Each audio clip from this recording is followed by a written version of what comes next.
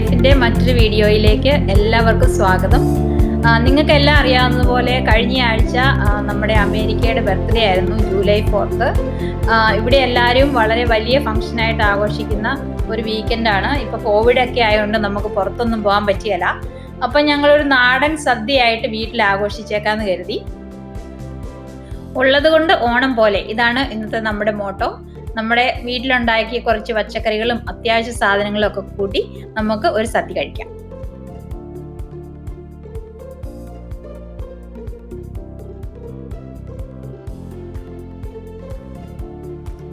പുളിയിട്ട് പറ്റിച്ച നല്ല ഒന്നാന്തരം മീൻകറി, അതിൻ്റെ കൂടെ അല്പം വെണ്ടയ്ക്ക പച്ചടി, കുറച്ച് ചൂട് പരിപ്പ് ചാറ്, അതിൻ്റെ കൂടെ സാമ്പാർ, പിന്നെ മോരുകറി, പിന്നെ നല്ല ചൂട് ചോറ്, പിന്നെ നമ്മുടെ പോർക്ക് ഒലത്തിയത്, തേങ്ങാ കൊത്തിയിട്ട് ഒലത്തിയ പോർക്ക്, ചെറുപയറും മത്തങ്ങായും കൂടെ ഒരു എരിശ്ശേരി, പിന്നെ നമ്മുടെ നാടൻ പച്ചപ്പയർ തോരൻ, ഒഴിച്ചുകൂട്ടാൻ നെയ്യ്, പിന്നെ അവസാനം നല്ല ചെറുപയറും പച്ചരിയും കൂടെ കൂട്ടി ഒരു പായസവും കൂടി. ഏറ്റവും പ്രധാനപ്പെട്ട ആളെ വിട്ടുപോയി, പാവയ്ക്ക കൊണ്ടാട്ടം. ഞാൻ ഇത്രയും ഭക്ഷണം ഉണ്ടാക്കിയിട്ട് ആശാൻ ഏറ്റവും ഇഷ്ടപ്പെട്ട ഈ കൊണ്ടാട്ടമാണ്.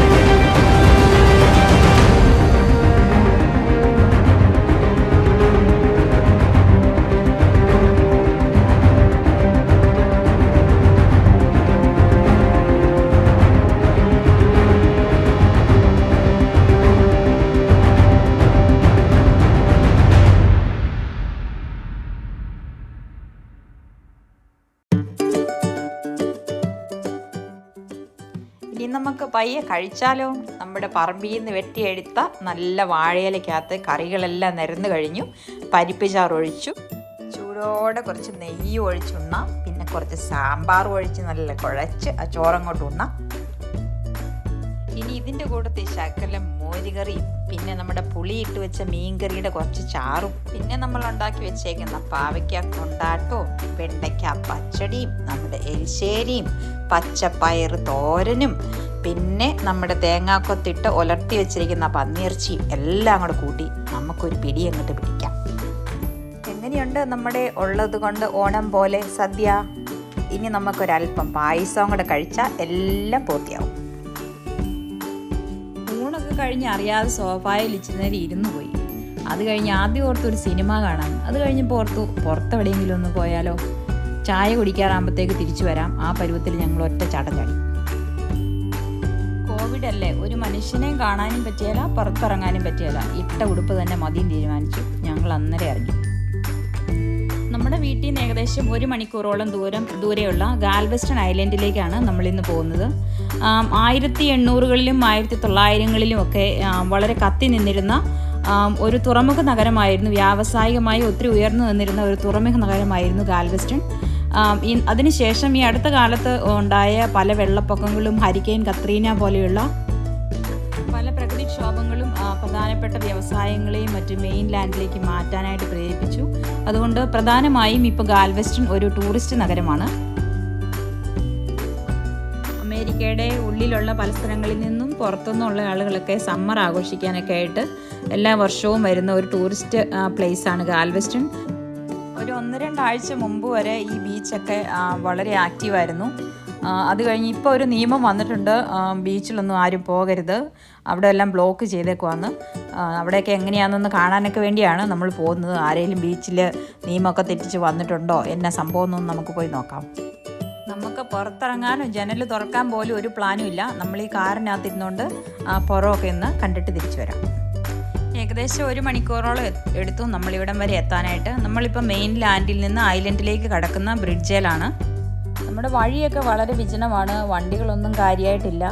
സാധാരണ ജൂലൈ 4th വീക്കെൻഡിലൊക്കെ ഇവിടെ ഭയങ്കര ടൈറ്റായിട്ട് ട്രാഫിക്കുള്ള സ്ഥലമാണ്, ഐലൻഡ് കാണാനും അങ്ങോട്ട് വരുന്ന പുറത്തുനിന്ന് വരുന്ന ടൂറിസ്റ്റുകളും ഒക്കെ ആയിട്ട്. പക്ഷേ കോവിഡും ഒക്കെ ആയിട്ടുള്ള ഈ സാഹചര്യത്തിൽ ഇപ്പം ആൾക്കാരൊന്നും വരുന്നില്ല. ഉള്ളവരെല്ലാം വീടിനകത്തൊക്കെ ഇരിക്കുന്നേ ഉള്ളൂ, ആരും പുറത്തിറങ്ങുന്നില്ല.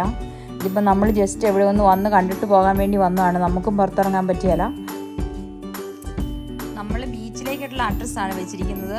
ബീച്ചിലൊക്കെ പോയി അവിടെ ആൾക്കാരെങ്കിലുമൊക്കെ വന്നിട്ടുണ്ടോ എന്നൊക്കെ ഒന്ന് നോക്കാം. എന്നിട്ട് അവിടെ കുറച്ച് ബ്യൂട്ടിഫുൾ ആയിട്ടുള്ള കുറേ ബിൽഡിങ്ങുകളുണ്ട്, വാട്ടർ ഫ്രണ്ട് ആയിട്ടുള്ള കുറേ ഹോട്ടലുകൾ. ഒരു സൈഡിൽ റോഡിൻ്റെ ഒരു സൈഡിൽ കടൽ, മറ്റേ സൈഡിൽ ഇങ്ങനെ വലിയ വലിയ കെട്ടിടങ്ങൾ. അവിടെ ആളുകൾ വന്ന് സാധാരണ റെൻറ്റ് ചെയ്ത് വന്ന് താമസിച്ച് വെക്കേഷനൊക്കെ ആഘോഷിച്ച് പോകാറാണ് പതിവ്. നമുക്ക് അവിടെയൊക്കെ ഒന്ന് കണ്ടിട്ട് വരാം.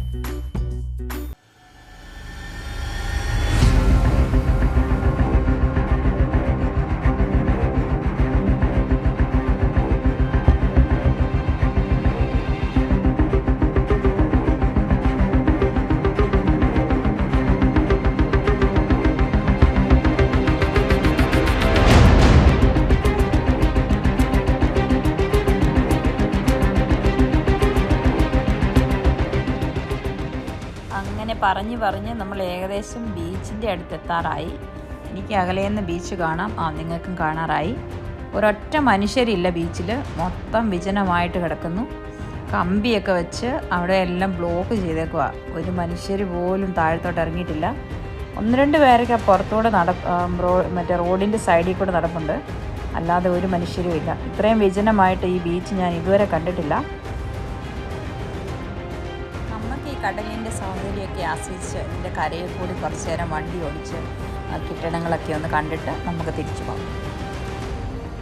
റോഡിൻ്റെ ലെഫ്റ്റ് സൈഡിൽ കാണുന്ന ആ വൈറ്റ് ബിൽഡിംഗ് ഒരു കൺവെൻഷൻ സെൻ്ററാണ്. ഈ റോഡിൻ്റെ ലെഫ്റ്റ് സൈഡിൽ കുറേ അധികം റിസോർട്ടുകളും ഹോട്ടലുകളും ഒക്കെയുണ്ട്. എല്ലാ ആളുകൾക്കും, എല്ലാ ലൈക്ക് ഫൈനാൻഷ്യൽ ലെവലിലുള്ള ആളുകൾക്കും വന്ന് വെക്കേഷൻ ആഘോഷിക്കാൻ പറ്റിയ തരത്തിലുള്ള അപ്പാർട്ട്മെൻറ്റുകളും വീടുകളും ഒക്കെ നമുക്കിവിടെ റെൻറ്റ് ചെയ്യാൻ കിട്ടും.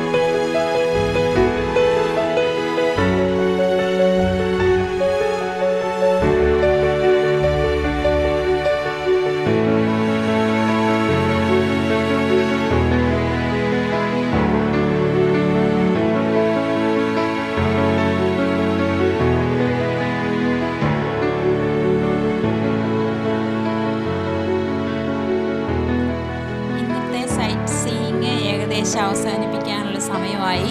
നമുക്കിനി തിരിച്ചു പോകണം. ഏകദേശം 1 മണിക്കൂറോളം ഡ്രൈവ് ചെയ്താലേ ഇനി വീട്ടിൽ ചെല്ലുള്ളൂ. വീട്ടിൽ ചെന്നിട്ട് വേണം നമുക്കിനി ചായ കുടിക്കാൻ. നമ്മൾ ഗാൽവെസ്റ്റൺ ഐലൻഡിനോട് വിട പറഞ്ഞു. നമ്മൾ തിരിച്ച് പിന്നെയും പാലത്തെ കയറി. നമ്മുടെ ജൂലൈ 4th ആഘോഷ പരിപാടികൾ തീർന്നിട്ടില്ല. ഇന്ന് രാത്രിക്ക് വീട്ടിൽ ചെന്ന് കഴിഞ്ഞിട്ട് ഒരു അരമണിക്കൂർ നേരം നമ്മുടെ സിയന്ന പ്ലാന്റേഷൻകാരുടെ ഒരു വെടിക്കെട്ടുണ്ട്. അത് ഞങ്ങൾ തന്നെ കണ്ടോളാം, നിങ്ങളെ കാണിക്കുന്നില്ല കേട്ടോ. നമ്മുടെ വീഡിയോ ഓൾറെഡി കുറേ ലോങ് ആയി. പിന്നെ ഒരു വീഡിയോ നിങ്ങളെ കാണിക്കാം. നിങ്ങൾക്ക് ഈ വീഡിയോ ഇഷ്ടപ്പെട്ടാൽ നിങ്ങൾ ലൈക്ക് ചെയ്യാനും കമൻറ്റ് ചെയ്യാനും മറക്കരുത്. നിങ്ങൾ ഇതുവരെ ഈ ചാനൽ സബ്സ്ക്രൈബ് ചെയ്തിട്ടില്ലെങ്കിൽ ദയവായി സബ്സ്ക്രൈബ് ചെയ്യുക. നിങ്ങളുടെ കൂട്ടുകാർക്കൊക്കെ നിങ്ങളൊന്ന് ഷെയർ ചെയ്ത് കൊടുക്കണം കേട്ടോ. എന്നാലല്ലേ അവർക്കൊക്കെ ഇതൊന്ന് കാണാൻ പറ്റത്തുള്ളൂ. നിങ്ങൾ ഇതുവരെ ചെയ്തു തന്ന എല്ലാ സപ്പോർട്ടിനും നന്ദി. വീണ്ടും മറ്റൊരു വീഡിയോയുമായി നമുക്ക് വീണ്ടും കാണാം.